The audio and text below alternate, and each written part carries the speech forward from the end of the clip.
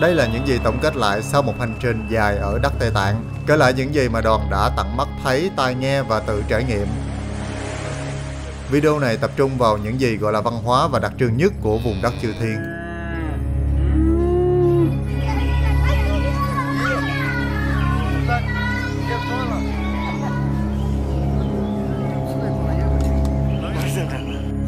Việc kiến tạo nên dãy núi Himalaya. Dãy núi này phân chia tiểu lục địa Ấn Độ khỏi cao nguyên Thanh Tạng và là dãy núi cao nhất hành tinh, bao gồm cả đỉnh Everest. Dãy Hy Mã Lạp Sơn trải khắp 7 quốc gia: Bhutan, Trung Quốc, Ấn Độ, Nepal, Pakistan, Myanmar và Afghanistan. Video này được mình quay lại trong bảo tàng của Lhasa. Khoảng 3 triệu năm trước thì trái đất từng tồn tại một cái siêu lục địa cổ đại được gọi là Gondwanaland. Sau đó thì nó tách ra thành các lục địa khác nhau như là châu Phi, Úc, Nam Mỹ, Nam Cực, Madagascar và Ấn Độ. Vào khoảng 100 triệu năm trước thì Ấn Độ tách khỏi lục địa châu Phi, tiến lên trên và va chạm với mảng châu Á, tạo nên cao nguyên Thanh Tạng. Himalaya là dãy núi trẻ nhất nhưng mà cao nhất thế giới. Các nhà địa chất thấy rằng thì lục địa Ấn Độ vẫn tiếp tục đẩy lên trên, khiến cho vùng này hay xảy ra động đất và làm dãy núi Hy Mã Lạp Sơn tiếp tục cao lên là 1 cm mỗi năm.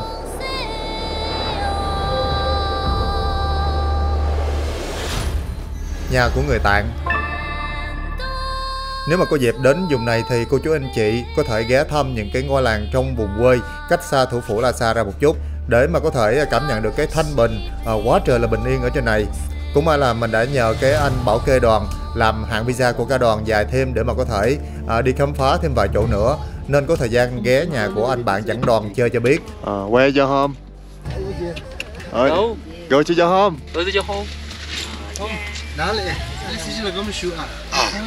Nhà bạn này cần đây nè, giờ đó uống miếng trà đây.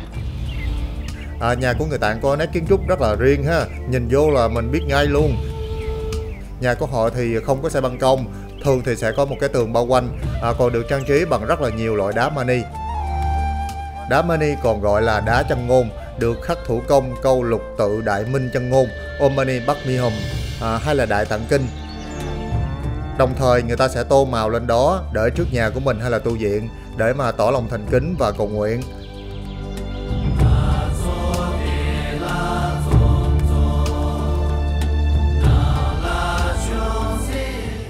Nhà của người Tạng thường sẽ có 2 tầng thế này. Tầng trệt là nơi chăn nuôi và kho chứa đồ, còn tầng ở bên trên là nơi mà để sinh hoạt, ngủ nghỉ cũng như là thờ cúng. Đây là một cái căn nhà nguyên bản của người Tạng ha. Mọi người thấy có một cái đặc trưng nữa rất là giống ở phía Ấn Độ và Nepal, đó là người ta sẽ lấy phân của bò dắt để mà chét lên thế này, còn đỡ trên nóc nhà, còn đỡ trên cái bức tường nữa. Người ta nói cứt bò ở đây không có thúi nha, biết sao không? Bởi vì trên này không khí rất là loãng và trời lạnh, bởi vậy mà không có sinh ra nhiều cái khí thúi như là ở xứ mình. Bởi vì cái độ cao của Tây Tạng khiến cho những cái cây cối không thể nào mà mọc được, nên củi rất là hiếm. Bởi vậy một cái giải pháp mà để nhóm củi trong cái thời tiết giá lạnh của Tây Tạng đó chính là dùng phân của bò dắt. Và người ta sẽ trộn với rơm nha, trộn bằng tay rồi đắp lên, chét lên như thế này. Chủ nhà đâu rồi?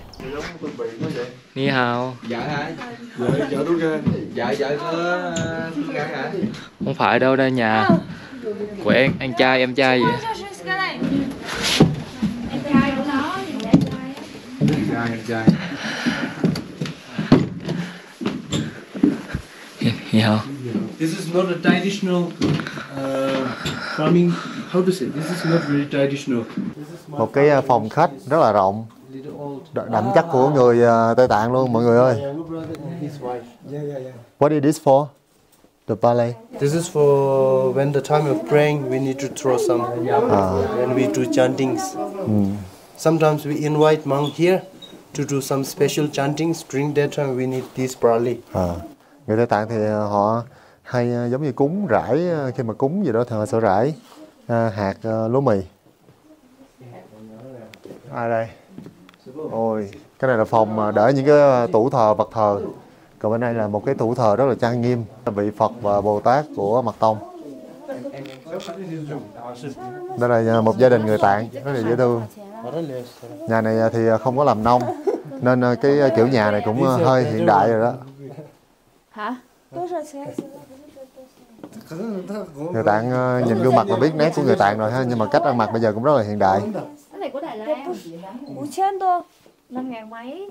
5.000 mấy tệ hả? 5.000 tệ đó hả? Wow. Original ones are very expensive. Wow, very expensive. Yeah. But this is not the original. More similar to the original books. Very difficult to recognize. Đây là cái vòng Thiên Châu của một gia đình người Tạng đeo thiệt luôn. This is real, right? Hơn 5.000. Not a real. But very close to real. Có thể là New Zealand ha. Nhà truyền thống này đây cũng là cái kiểu truyền thống còn gì nữa.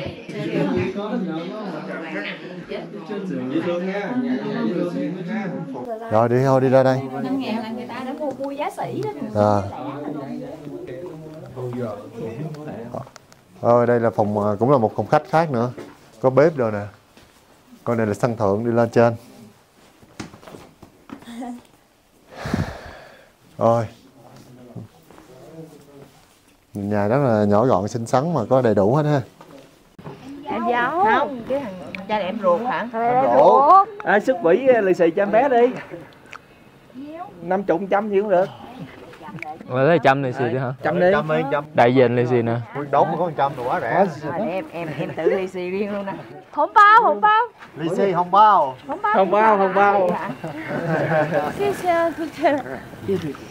Xì tụi tôi. Thiên Châu, một loại ngọc thần thánh của xứ Tây Tạng.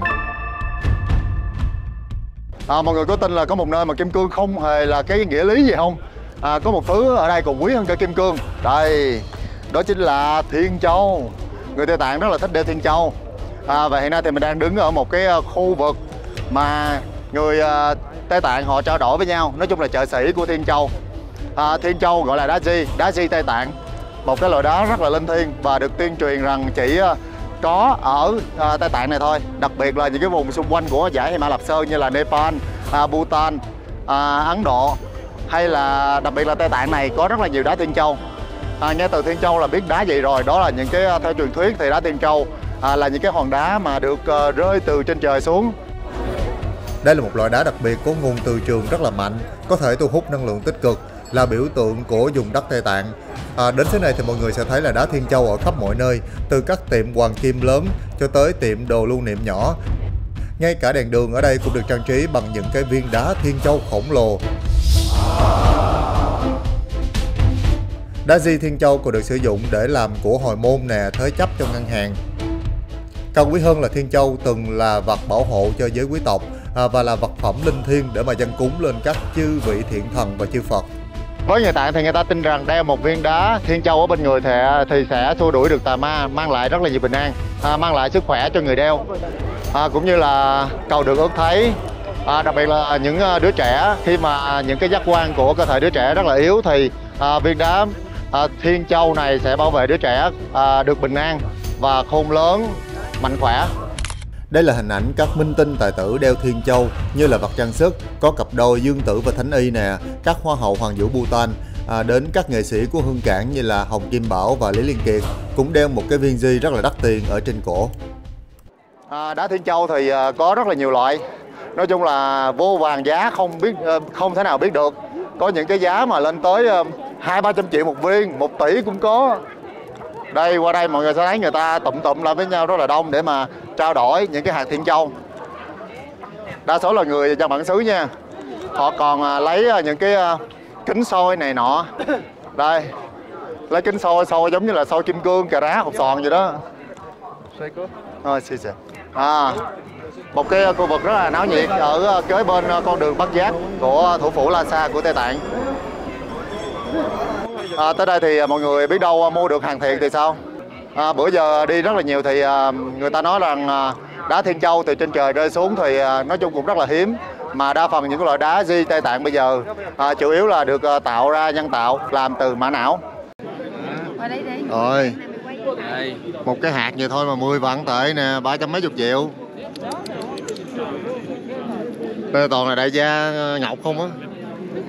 Giống như mình mà sủi xỏ vàng mà đi ra đường vậy hả? Ghê thiệt chứ. Ồ, mấy này đại gia không á. Này khoe gì nữa rồi. Đẹp quá ha. Này đá Thiên Châu không á, mắt hổ. Chính bậc chín cái là mà giá trị nhất á, chín cái vòng tròn chín mắt á. Đây là một cái khu chợ có rất là nhiều người buôn bán. Khu chợ này là kinh doanh mà những cái hạt thiên châu của Tây Tạng.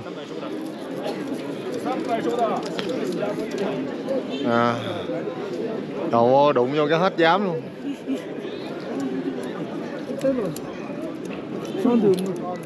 Không, tính tiền theo cách cổ xưa nữa kìa. Có bằng tính nữa nè.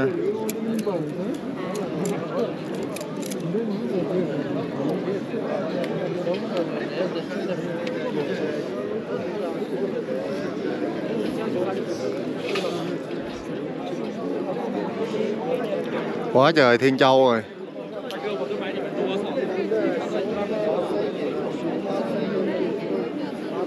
Livestream bán như rồi kìa. Rồi bán trực tuyến luôn. 8米的心愿有别的配饰吗？来150给我家如来，再给安排一个。我看到快了，这一再安排一个。来人气，咱们继续往上走，横个一个如一个，横个一个如一个。8米的心愿有别的配饰吗？8米的心愿有没有适合男士戴的？男士都适合呀。谁？如是吧？如开出直播间看消息啊，看你的粉丝列表里面多了一个粉丝，叫粉丝珠宝店来拿这个来。 Ồ đẹp ha. 50 đồng viên. Đẹp quá à. Thôi mình mua đá thêm để mình xỏ vô mình làm đi. Thì không thích thì không xỏ thêm. Trời cái hàng chơi này vui quá. Quá trời bu rồi. Rồi bị công an đuổi rồi kìa. Đuổi á. Chị Trang chạy. Công an bắt. Chạy đi chị Trang, công an tới rồi. Chưa. Lấy thông tin đi, lấy WC đi. Mọi người thấy là người Tạng gốc bên này họ để một mái tóc rất là đặc biệt. Đàn ông hay phụ nữ đều thắt bím và ở dưới họ còn thắt chui lại với nhau nữa. Đây là những người Tạng họ đang trao đổi những viên đá Thiên Châu. Đến Tây Tạng thì mọi người sẽ thấy là ai trên người cũng đeo những cái viên đá Thiên Châu như thế này hết. Rất là xôm tụ, rất là tấp nập. Cho đó thì binh sĩ đang quan sát mọi người. Cái gì ạ? Tại sao những cái viên đá như thế này lại quý giá đến như vậy? Và nếu như có thể mua được hay là có duyên gì đó thỉnh được những cái viên đá Minh Châu từ tay của người Tạng thì sẽ càng tốt hơn, có giá trị hơn. Bởi vì những viên đá quý và cổ thì đã được truyền qua rất là nhiều thế hệ ở trong gia đình của người Tây Tạng. Và những viên đá này đã được các bậc thánh nhân hay là những cái vị lạc ma trì chú, nên giá trị của nó càng có được nâng cấp hơn. Và theo kinh nghiệm bữa giờ mình đi trả giá rất là nhiều cửa hàng thì thấy là một cái viên đá di như thế này càng mòn, càng cổ, càng mẻ thì càng có giá trị. Và những cái viên đá rất là rẻ đa phần là làm từ sành sứ và thủy tinh. Còn những viên đá thì được làm từ mã não.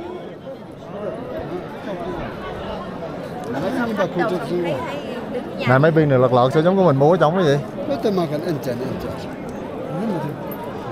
Đứng là coi nhau vậy hả?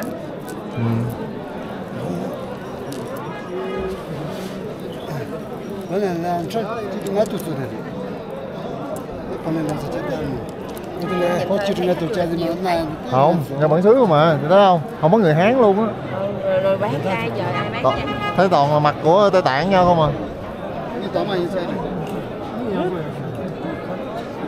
Mình đang hóng nè. Mình không có hiểu đâu. Giờ nói tiếng Tạng chị chà mặn của bó tay luôn.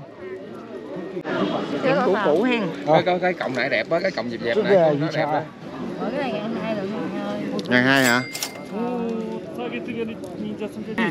Đẹp không? Wow.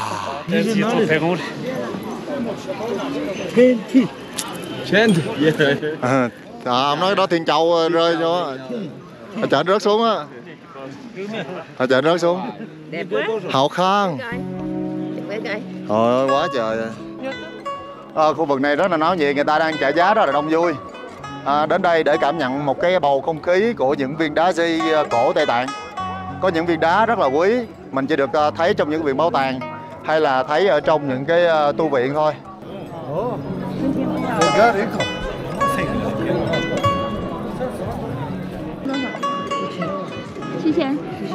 Chi vàng à? Trời ơi, 7.000.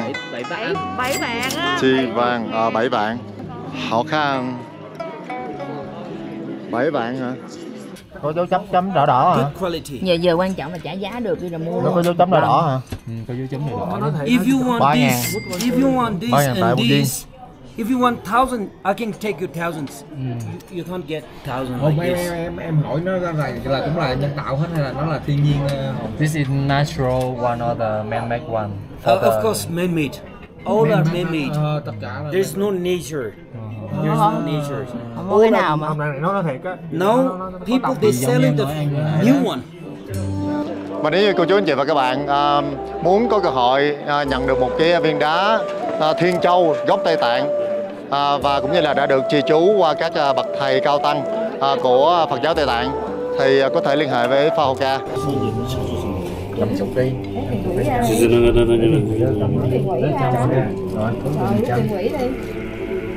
Ủa gì vậy? Đó là chỉ chụp đâu.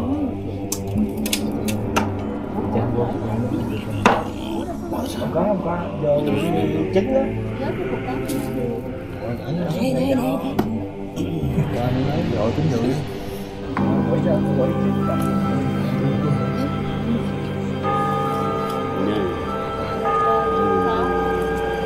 Đây. Và biết đâu nhân duyên thì chúng ta sẽ sở hữu được một viên đá Thiên Châu mang chính xác từ Tây Tạng, bởi vì Pha Hoka đã có mặt ở đây và cũng như đã đến tận ngôi chợ này để mà thỉnh được những cái viên đá Thiên Châu cực kỳ linh nghiệm từ xứ sở của những cái ngọn núi tuyết. Ngoài Thiên Châu thì Tây Tạng còn có một loại thiên dược lẩu bò dắt, có rất là nhiều đông trùng hạ thảo rất ở trên màu vàng, nấm chỉ ăn đông trùng hạ thảo nè, trong mặt quá trời luôn nè. Có một loại dược liệu rất là quý hiếm mà chỉ được tìm thấy ở Tây Tạng này thôi, ở những cái vùng cao nguyên trên 4.000 mét. Hôm nay rất là hên khi mà đang trên đường đi thì bắt gặp một cái nhóm người đang kiếm cái gì đó. Ghé lại thì lên đây mới biết là người ta đang đi kiếm đông trùng hạ thảo. Đông trùng hạ thảo bây giờ rất là hiếm, nhiều khi đi cả buổi như vậy mà chỉ kiếm được có vài gam. Nghe cái tên đông trùng hạ thảo là hiểu rồi ha. Tức là mùa đông là một cái con trùng, nhưng mà khi chuyển qua mùa hạ thì là một cái loài thảo dược. Phải bọt phải cúi xuống mới thấy. Nó mọc khắp nơi luôn nè. Trời ơi, quá trời luôn. Đây nè, còn nước gì cao. Đi kiếm đông trùng hạ thảo cũng giống như là đi đào vàng vậy đó. Ở đây thì phải đăng ký với chính phủ thì mới đi được đào. Hay ha, có chút ép vậy mà nhìn ra được hay thiệt á, từ xa mà thấy rồi đó. Bây giờ thì những cái loại nấm đông trùng thế này ở ngoài tự nhiên rất là hiếm. Đa phần đông trùng mà chúng ta ăn ngày nay đa số là được nuôi trồng. Sau khi đi đào đông trùng xong thì người ta sẽ phơi nắng sấy khô và sẽ có những cái thương lái đến thu mua. Mình cũng định mượn để mà đào đông trùng thử nhưng mà không dám vì sợ làm đứt gãy. Chỉ cần bị va chạm thôi cũng có thể làm giảm giá trị của con đông trùng hạ thảo này. Thiên dược này được hình thành khi mà một cái loài nấm sống ký sinh vào một cái côn trùng. Thường thì vào mùa hạ thì người ta sẽ đi khai thác. Đây là một loại thuốc quý của Đông y, nghe nói là có thể bồi bổ, tăng cường sức khỏe. Nếu mà có đến Tây Tạng thì mọi người tìm mua coi sao. Nghe nói là trên này giá rẻ hơn là ở dưới Trung Quốc. Còn những người này thì người ta không bán lại cho mình đâu, có thể là người ta để xài. Điệu tán, cách mai táng ớn lạnh của người Tây Tạng. I think 8 or 7 years before it's not allowed the tourists go to the sky barriers. Someone was passed away, right? We have to respect him. Not going to do the advertised. We say, okay, what the person got an accident, he was passed away, okay. This is the advertised, right? We never do that. So we are going to respect who are passed away. So the Buddha Gautama, when he become a Buddha before, enlightenment before, he totally reborn 100 times, like 500 generations. He born in each of the life. Do you know that? In a forest time, he made 5 tiger, like 1 tiger mother and 4 small tiger or 5 small tigers, okay? They couldn't, because the mother already born the babies suddenly. Still, the mother's body is very weak, so they couldn't have a food. Baby of the tiger, mothers, they will just going to die. So the Buddha, he sacrificed himself and donated his body to these hungry animals. Did you heard these stories? Yeah. Okay. We are Tibetan. We are follower of the Buddha, right? When we pass away, this body, it's a useless. If you're just going to use a fire to burn that, it's a become ash. If you put this body under the ground, okay, the insects will eat that when we pass away. So donated our body to this vulture. Như mọi người đã nghe thì khách du lịch không đến được chỗ thiên táng, bởi vậy thì mình đã xin đoạn quay phim của anh hướng dẫn viên để mọi người có thể coi và hiểu về cách mai táng kỳ lạ này của người Tây Tạng.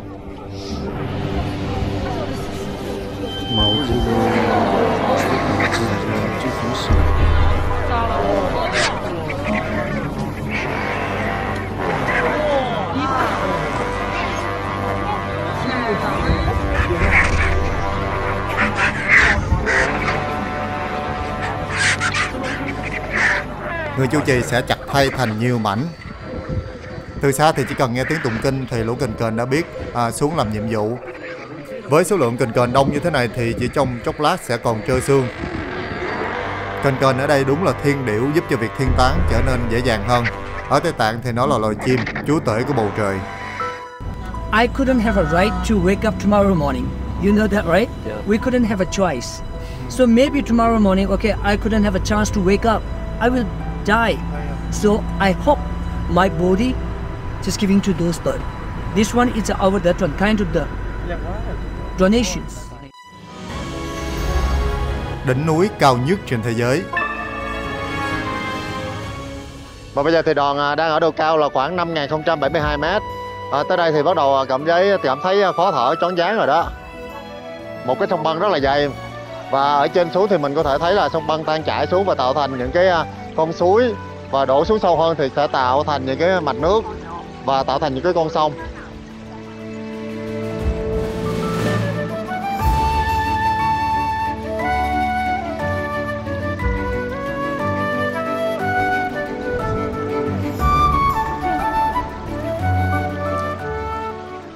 Khi mà lên với những cái độ cao như thế này thì sẽ thấy rất là khó thở, khắc nghiệt, khô, nóng bởi vì rất là gần mặt trời.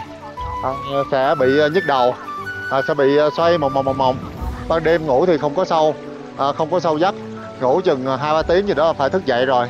Rất là nhức đầu, có người còn chóng mặt muốn ói nữa. Chúng ta hãy cùng chiêm ngưỡng sông băng 3A này của Trung Quốc.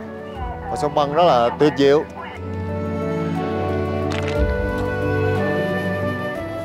Dù là hơi khó thở nhưng mà phải cố gắng để mà đi chiêm ngưỡng cảnh đẹp của Tây Tạng.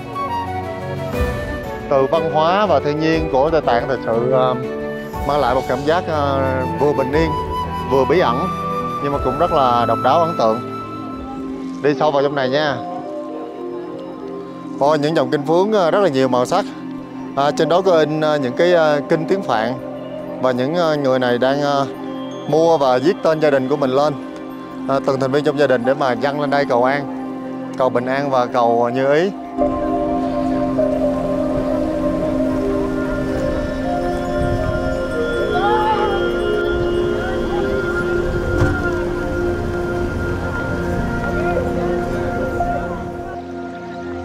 Treo lên trên này thì những ngọn gió sẽ thổi tung những cái dòng kinh phướng bay khắp không gian. Vào sâu trong này thì chúng ta sẽ có thể tiếp cận đi sâu vào những cái suối tan chảy từ những dòng sông băng xuống.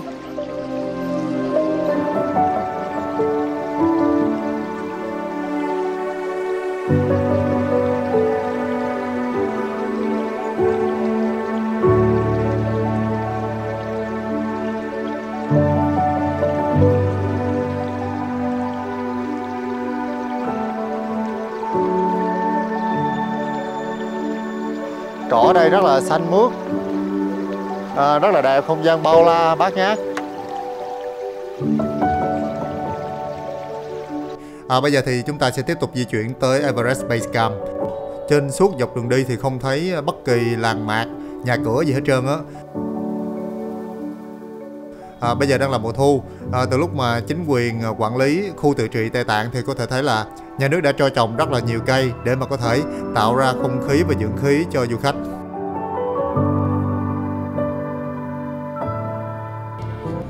Bây giờ thì chúng ta đến một cột mốc rất là quan trọng. Ở đây có cái nhà vệ sinh cao nhất trên thế giới, cũng như là cái cổng cao nhất trên thế giới để chúng ta chính thức bước vào khu công viên có tên là gì Khomolanma. Đây là khu dự trữ sinh quyển cao nhất trên thế giới. Chúng ta sẽ bước vào cái gọi là khu bảo tồn thiên nhiên của đại lục. Trong đây đó là dãy Hy Mã Lạp Sơn cao nhất trên thế giới, cũng như là có ngọn núi Everest nổi tiếng. Rất là đông người chụp hình với cái cổng chào này. Cổng chào này không biết có nghìn tỷ như bên mình không ha, nhưng mà nó là cao nhất trên thế giới nha. Đây là một cột mốc quan trọng đánh dấu khoảng cách từ Thượng Hải cho tới Tây Tạng là 5.200 cây số. Qua cái cổng này là chúng ta chính thức bước vào khu dự trữ sinh quyển của dãy Hy Mã Lạp Sơn.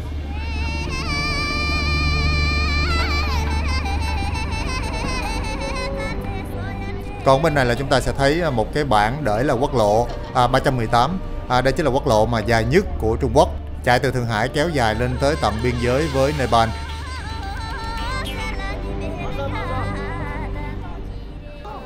Và cũng như bên đây người ta sẽ dăng rất là nhiều những cái cờ phướng để có khắc kinh tạng. Và bên đây chúng ta sẽ thấy một cái cột mốc. Cột mốc có khắc dòng chữ và con số ấn tượng. Bao nhiêu đây? 5.200m. Khomolanma, khu dự trữ sinh quyển Khomolanma. Đây, khu dự trữ sinh quyển. Đây, quăng nha. Đẹp không? Dàn cờ phướng nhiều màu sắc giống như cầu vồng vậy đó.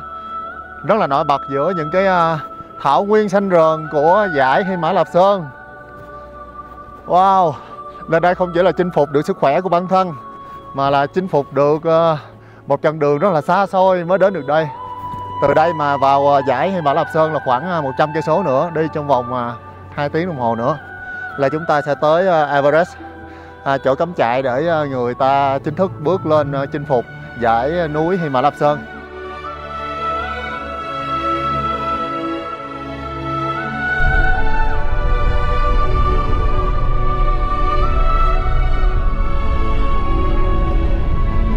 Đi hơn 2 tiếng thì bây giờ đoàn đã tới được một cái trạm. Ở đây thì chúng ta sẽ phải trung chuyển. Theo quy định của chính phủ thì tất cả các du khách phải đổi qua xe của khu trung tâm bảo tồn, và phải đổi xe buýt nữa. Một cái loại xe buýt gọi là xe buýt điện để thân thiện với môi trường, để hạn chế khí thải carbon.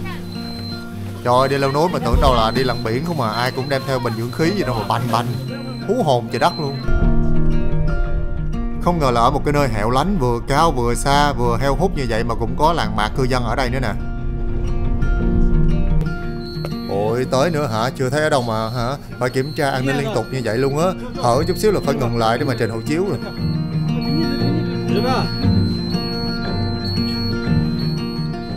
Sau một hành trình rất là dài, đi khoảng 2 ngày đường, thì bây giờ đoàn cũng đã thấy được khu cắm trại ở dưới chân núi của đỉnh Everest Base Camp. Tối nay thì chúng ta sẽ ngủ trong những căn lều thế này. Đây là khu cắm trại gần Everest Base Camp. Nhức đầu quá, chóng mặt quá.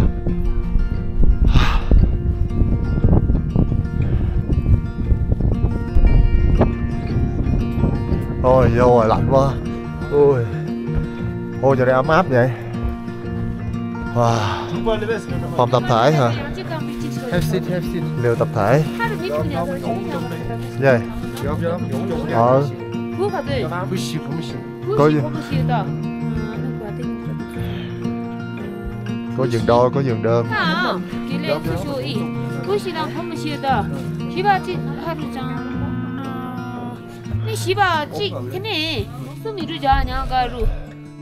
Ở đây thì có một cái khu vực để mọi người quay quần với nhau. Đặc biệt là người ta sẽ đốt bằng phân dê với phân bò dắt, đổ vô đây. Ở đây là không có củi gì hết trơn, không có khí ga luôn, mà chụm lửa bằng này thôi để nấu nước sôi. Khi mà lạnh quá thì uống nước sôi để mà đỡ thân nhiệt của mình nó hạ xuống, để mà cân bằng thân nhiệt, không là sẽ rất là khổ. Nói chung là ở đây rất là ấm áp. Giường nệm cũng có cái nệm sưởi ở dưới nữa, bật công tắc điện lên là rất là ấm. Nệm thì rất là dày. Nhà vệ sinh ở đây là nhà vệ sinh công cộng nha, giống như nhà vệ sinh tập thể, rất là dơ, không có nước dội luôn, đi nhìn xuống dưới là ói hàng luôn. Một tháng thì người người Tây Tạng họ sẽ thuê lại chính phủ là khoảng 10.000 tệ, là khoảng 35 triệu một tháng, và chỉ hoạt động trong vòng 6 tháng thôi.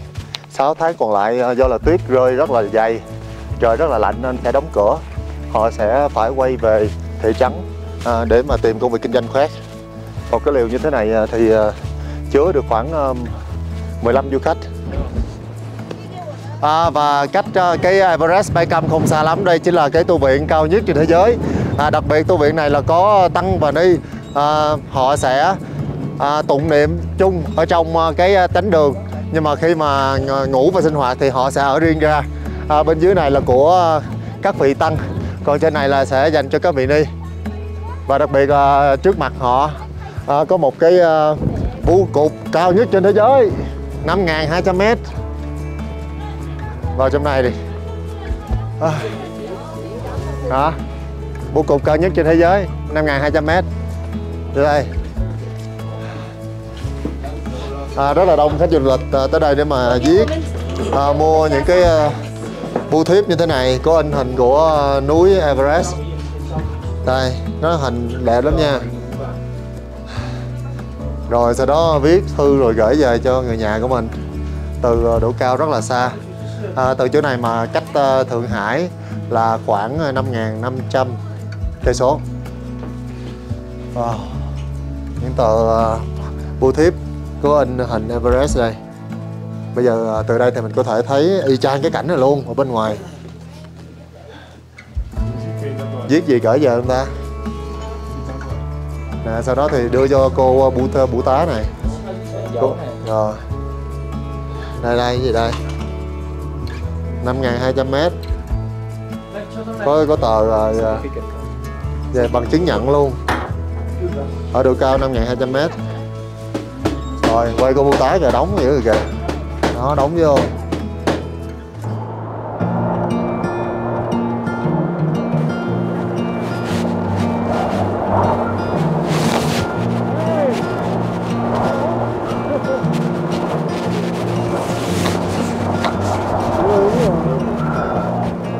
Đây chính là cột mốc ở ngoài sau lưng, đó là núi Everest. Trong tiếng Tây Tạng có tên là Omolanma, cao 8.848,86 m. Ôi, rất là cao. Đứng từ xa mà nhìn thấy ngọn núi Everest như thế này rất là tuyệt vời. Nhìn rất là rõ mọi người ơi, từ chân cho đến đỉnh núi luôn. Ôi, đã quá. Đứng đây thấy lạnh rồi. Thật sự rất là nể những người mà có thể leo được lên tới đỉnh Everest. Đứng đây thôi mà đã cống mà thở không nổi, đi cũng không vững rồi.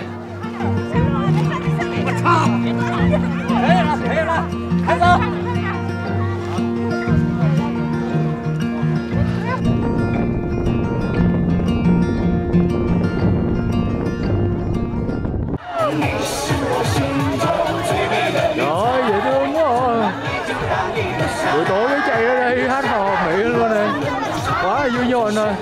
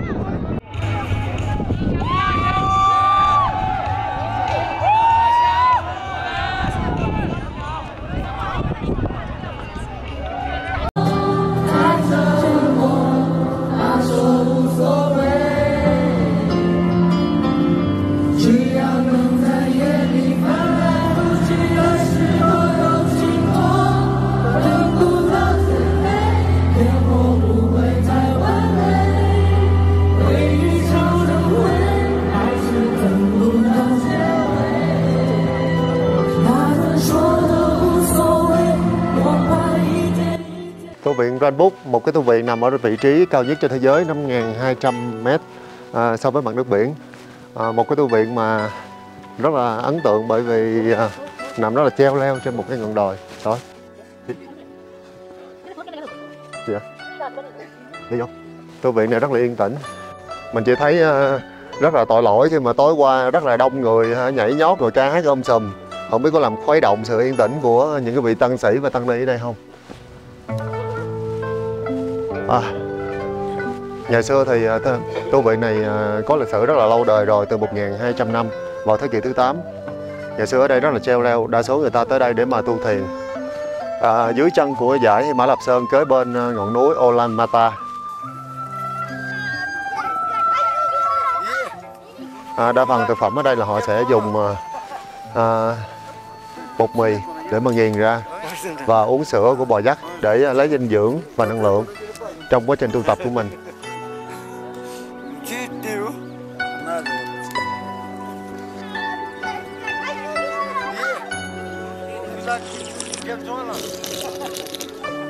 White Tara, sorry, green Tara, all are same statue but exactly 21 over here. And this is a holy seat for the Panchen Lama, the head lamas of Tibet.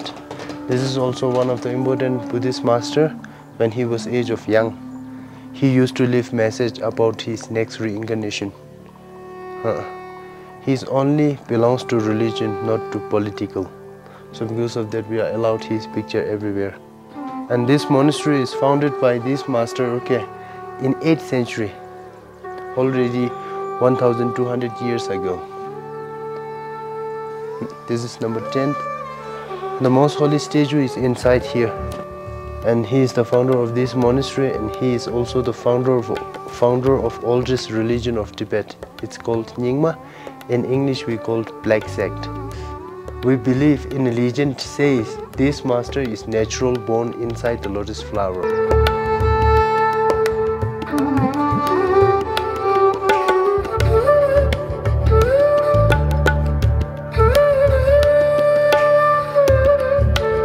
Rồi mọi người sẽ thấy hồi tối qua mình ngủ trong những cái lều gọi là Everest Base Camp. Ngày xưa thì nằm tuốt trong kia lận tới 6 cây số. Sau này thì chính phủ đã dời ra ngoài đây. Bởi vì ở càng gần với chân dãy núi Himalaya, dãy núi Everest thì càng lạnh hơn, khí hậu càng khắc nghiệt hơn. Hồi đó ở trong đó thì rất là nhiều người chết do là buổi tối không có chịu ngủ mà còn đi bộ đi vô dãy núi Everest chụp hình check-in, nên rất là nhiều người tử vong. Trời ơi, tối qua mình ngủ trong đây giống như là một cái cực hình gì đó. Không có thở được, rất là lạnh, nhức đầu băng băng luôn. Cứ ngủ được 30 phút là phải thức dậy, tim đập rất là nhanh. Rồi nhức đầu, thức dậy ngồi thiền mà cũng không có giúp ích được gì hết á. Nằm ngủ nhức đầu quá, ngồi gì ngồi ngủ.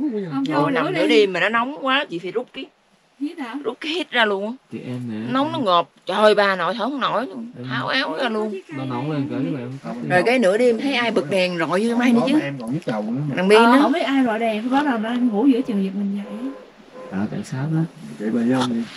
Không, chứ có bị gì bình thường luôn, chứ có bị nhức cái gì luôn. Bữa nay em Châu lo chị dậy. Chị ơi, chị làm cái gì chị Ly cái xe cho em xuống dưới đây chị ơi. Sống không nổi rồi. Gặp đến Châu. 3 giờ sáng luôn. 3 giờ mấy. Nhức đầu khủng khiếp, bởi vậy mọi người phải cân nhắc sức khỏe trước khi tới cái khu vực này. 5.200m, rất là cao, rất là khủng. Đã vậy ở đây còn rất là thiếu thốn, không có nước để mọi người sinh hoạt nữa. Em nói chị ha, nếu mà ví dụ như mình bị ngợp đi mà mình không đau đầu còn đỡ ha. Thì mà vừa ngợp mà vừa đau đầu nữa, rồi thở không được, trời sợ chết, nó bắt đầu xuất hiện cảm giác sợ chết. Vậy đó, chị kiếm là chiếc xe bao nhiêu tiền em cũng đang á chị. Đâu để nói bạn bè ai giờ, có nhớ số điện thoại nào bạn? Hôm tối qua đau đầu dã man luôn. Nghe Everest là quá sợ. Nghe nó muốn tỏ như gà. Sợ quá chị sợ luôn. Ghê quá. May không đi 14 lạnh quéo luôn á trời. Mới có 5.200 mà cỡ đó. Không mà mấy đồ Việt Nam tao uống thuốc kỹ lắm kìa. Không phải như mình đâu. Chủ quan quá ha. Mình chủ quan mà đâu uống đâu, tại lên thấy Lhasa thấy bình thường đâu uống đâu. Bây giờ ở đây 5.200 chậu chón chán chưa.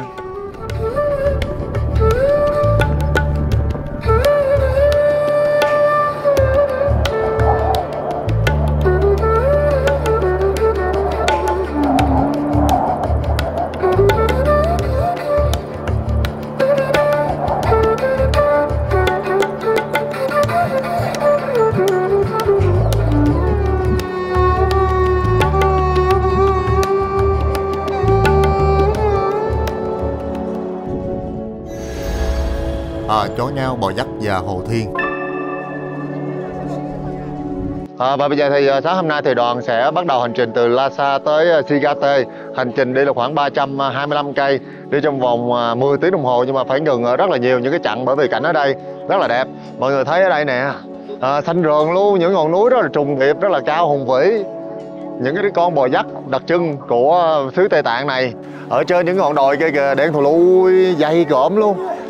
Đặc biệt là ở đây sẽ có rất là nhiều con chó ngao. Mình nghe về những con chó ngao đặc trưng của Tây Tạng lâu lắm rồi, bây giờ mới được tận mắt thấy. Quá trời bự luôn.拍照多少？10块。10块钱，10 tệ. Rồi gì? 10 tệ. Dễ thương quá. Sang miền. Quay đi nha, khỏi quay xong rồi chụp. Chó ngao đã quá. Tắm thơm lừng rồi nha. Hồi đó coi trong clip, trong tranh thấy trong hình thấy hung dữ lắm mà. Sớm mơ miễn chứ. Bao. Tên Bảo Châu nha. Bảo Châu đẹp quá ta. Chó ngao đặc trưng của Tây Tạng rất là khổng lồ. Phải ở những cái độ cao dày như thế này thì phổi của chúng phải rất là tốt, cũng như là thích nghi được không khí lạnh, nên lông rất là dày. Có đủ màu chứ, màu nâu, màu trắng, màu đen. Đẹp quá.支付宝就是微信没有，支付宝没有，支付宝没有支付宝，支付宝没有，微信。Ôi chó ngao màu trắng nữa kìa, còn được đeo kiến nữa ha. Qua đây mọi người thấy là người ta đang chụp hình với một cái bia đá Nhã Giang Hà Cốc ở độ cao là 4.280m rồi.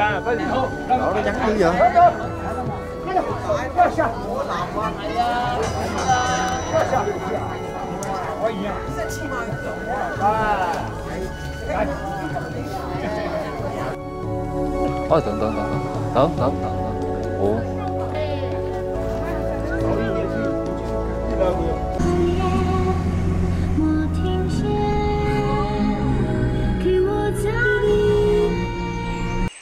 Ôi tới hồ Nham Rốc rồi mọi người ơi, một trong những cái hồ nước thiên của vùng Tây Tạng. Ở đây thì bạn có thể chụp hình với những cái con bò dắt là đây, sẽ là đây, những con bò dắt ở đây màu trắng tinh rất là đẹp. Nè. Trong cái nền trời màu xanh và hồ màu xanh biếc nữa. Ôi không khí rất là trong lành.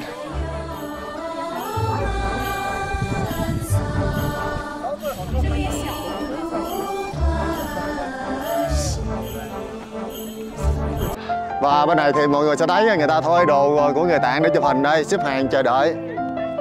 Góc này là góc đẹp nhất nha, để có thể thấy toàn cảnh của hồ luôn. Và đặc biệt là người Tạng này, trên này người ta có thể ăn thịt bò dắt, nhưng mà không bao giờ ăn thịt cá nha. Bởi vì cá là những con vật sống ở dưới lòng hồ Thiên. Người ta không hề bắt cá và không hề ăn cá. Và hồ Thiên này thì khi mà tìm kiếm những vị Đạt Lai Lạt Ma, là những cái đứa trẻ tái sinh, thì có những cái bậc cao nhân sẽ biết nhìn vào những cái hồ Thiên này và có thể nhìn thấy những cái điều linh ứng ở trong đó, mà có thể tìm kiếm đâu là cái phương hướng để đi đến cái ngôi làng, tìm kiếm đứa trẻ tiếp theo để mà mời đứa trẻ đó trở thành Đạt Lai Lạt Ma tiếp theo.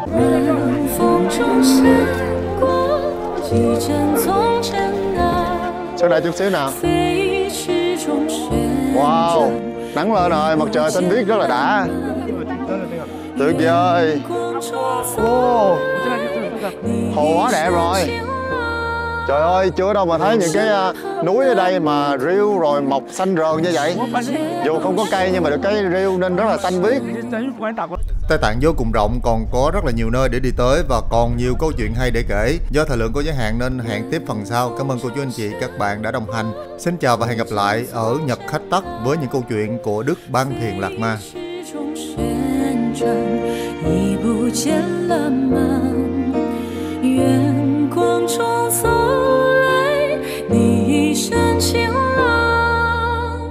生